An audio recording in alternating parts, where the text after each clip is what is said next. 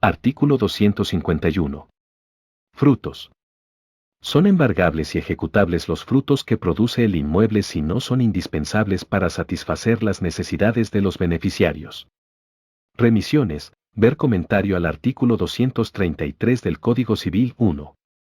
Introducción. La constitución del régimen de protección de la vivienda ocasiona cierta disminución en los poderes que, por naturaleza, le otorga el derecho real de dominio al titular del inmueble.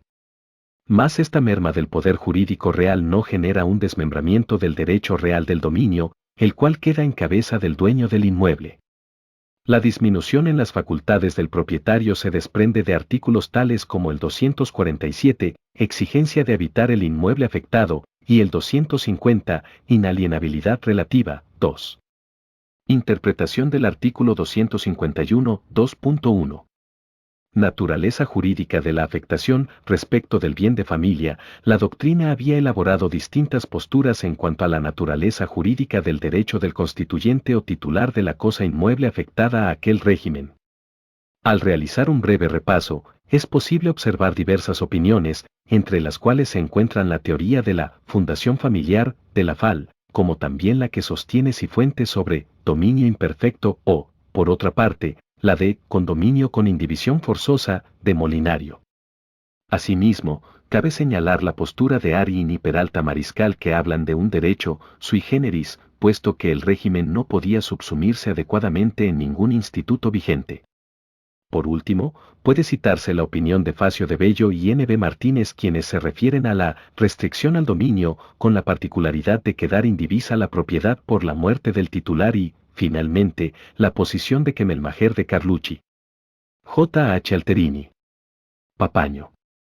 Caiper.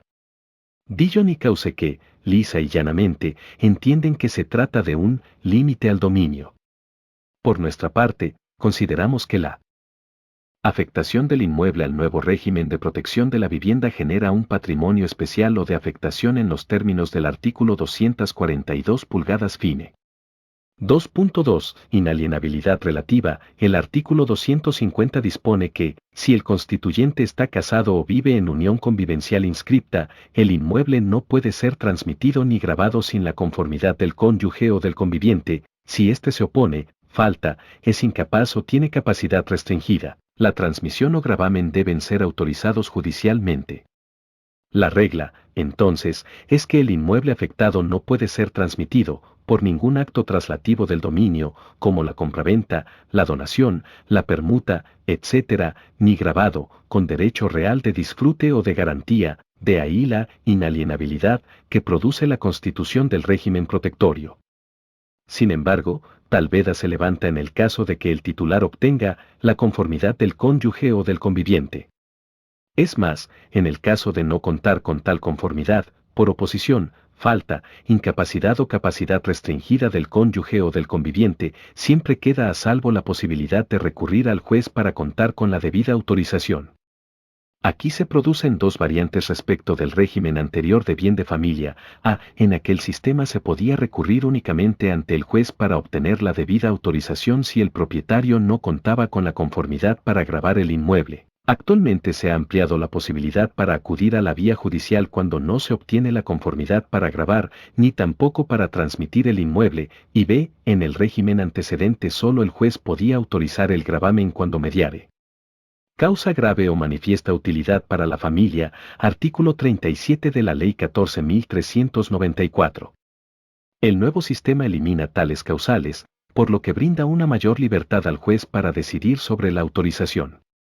En otro orden de ideas, se descarta la posibilidad de constituir derechos personales en favor de terceros sobre el inmueble bajo tutela, como sería el caso de la locación o el comodato, en la medida que impide el requisito necesario de habitación efectiva por parte de alguno de los beneficiarios. Artículo 247, respecto de la facultad de disposición para actos mortis causa. La norma establece que el inmueble afectado no puede ser objeto de legados o mejoras testamentarias, excepto que favorezcan a los beneficiarios de la afectación prevista en este capítulo.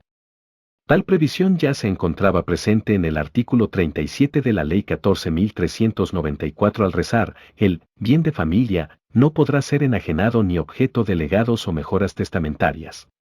De la comparación entre ambos enunciados legales se advierte que la nueva regulación, en principio, prohíbe que el inmueble afectado sea objeto de legados o mejoras testamentarias, pero abre la posibilidad como excepción si con aquel acto de última voluntad se favorece a los beneficiarios denunciados por el titular registral cuando constituyó la tutela. En síntesis, la inalienabilidad que pende sobre el inmueble afectado es relativa ya que puede levantarse la prohibición de transmitir o grabar en caso de que el titular cuente con la conformidad de su cónyuge o conviviente o la autorización judicial, según los casos. A su vez, puede disponer mediante acto de última voluntad en el caso de que se favorezca a los beneficiarios. 2.3. Régimen de frutos y productos. El artículo 251 establece que son embargables y ejecutables los frutos que produce el inmueble si no son indispensables para satisfacer las necesidades de los beneficiarios. La norma incide en la disposición jurídica de los frutos que genera el inmueble afectado toda vez que ellos pueden ser embargados y ejecutados. Es decir, la constitución del régimen protectorio ocasiona una limitación de la ius fruendi, derecho de goce, siempre y cuando los acreedores se dirijan hacia los frutos para cubrir sus créditos.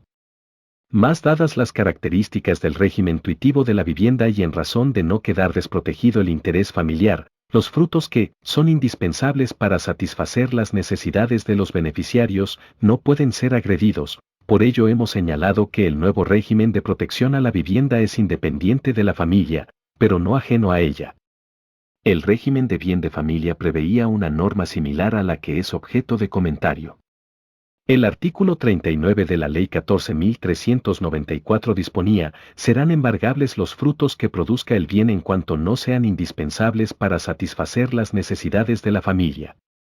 En ningún caso podrá afectar el embargo más del 50% de los frutos. Se advierte que el Código Civil suprime la alusión al tope de valor en el embargo de los frutos, razón por la cual el juez debe armonizar los derechos en pugna, el del propietario y el de los acreedores, con la regla que determina que son embargables y ejecutables los frutos que no sean indispensables para satisfacer las necesidades de los beneficiarios. Se entiende por necesidad a la cantidad suficiente de frutos para cumplir acabadamente con las demandas requeridas por los beneficiarios, para poder vivir de acuerdo a su nivel económico y sin que se afecte su posicionamiento social. Por otra parte, la norma nada dice sobre los productos, sin embargo, creemos que dadas sus particulares características ellos quedan comprendidos dentro de la protección, sin poder ser alcanzados por los acreedores. Sobre los productos, nos remitimos al comentario al artículo 233. Gracias por ver el contenido. No olvides suscribirte para más leyes.